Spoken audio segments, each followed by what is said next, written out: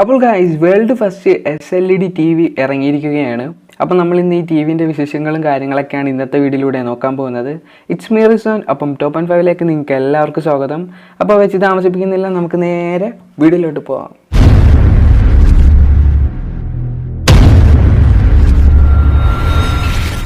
അപ്പോൾ guys world first SLED display TV ഇറങ്ങുകയാണ്. അപ്പം ഇത് ഡെവലപ്പ് ചെയ്തെടുത്തിരിക്കുന്നത് റിയൽമി എന്ന ബ്രാൻഡാണ്. അപ്പോൾ ഗൈസ് ഈ ഒരു TV ഈ ഒരു അടുത്ത് തന്നെ ലോഞ്ച് ആവുന്നതാണ്. ഈ SLEDയുടെ ഏറ്റവും വലിയ പ്രത്യേകതയാണ് RGB ബാക്ക് ലൈറ്റ്. അതായത് ഈ റെഡ്, ഗ്രീൻ, ബ്ലൂ എന്ന ഈ 3 കളറ് ഫോം ആക്കിയാണ് ബാക്ക്ഗ്രൗണ്ടിലെ വൈറ്റ് കളറ് ഈ ഒരു ഡിസ്പ്ലേയിൽ ഫോം ആകുന്നത്. അതുപോലെ തന്നെ നമ്മളെല്ലാം കേട്ട് പഴക്കമുള്ള QLED ഡിസ്പ്ലേക്കകത്ത് വൈറ്റ് ലൈറ്റ് പ്രൊഡ്യൂസ് ചെയ്യാൻ വേണ്ടി യൂസ് ചെയ്തിരിക്കുന്ന ഒരു ബ്ലൂ കളറിലെ LED ആണ്.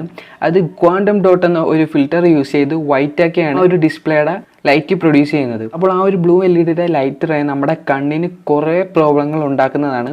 അപ്പം ആ ഒരു പ്രശ്നം പരിഹരിക്കാൻ വേണ്ടിയിട്ടാണ് SLED എന്ന് പറഞ്ഞ ഈ ഒരു ഡിസ്പ്ലേ ഇറക്കിയിരിക്കുന്നത് തന്നെ. കണ്ണിനൊരു പ്രോബ്ലം വരാതെ അടിപൊളിയായിട്ട് വിഷ്വലും കാര്യങ്ങളും കാണാൻ വേണ്ടിയാണ് ഈ ഒരു SLED ഡെവലപ്പ് ചെയ്തിരിക്കുന്നത്. അതുപോലെ തന്നെ നമ്മുടെ QLEDനേക്കാളും നല്ല അടിപൊളി കളർ ടൂൺസും കാര്യങ്ങളൊക്കെയാണ് ഈ ഒരു ഡിസ്പ്ലേ നമുക്ക് പ്രൊഡ്യൂസ് ചെയ്ത് തരുന്നത്.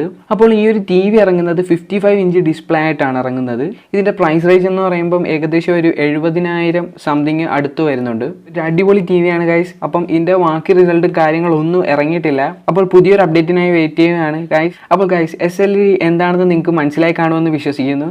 ഗൈസ് വീഡിയോ ഇഷ്ടപ്പെടുവാണെങ്കിൽ തീർച്ചയായിട്ടും ലൈക്ക് ചെയ്യുക, ഷെയർ ചെയ്യുക, സബ്സ്ക്രൈബ് ചെയ്യുക. ഇതിൽ നല്ല വീഡിയോ ആയിട്ട് നമുക്ക് ഇനിയും കണ്ടുമുട്ടാം. അതുവരേക്കും ബൈ.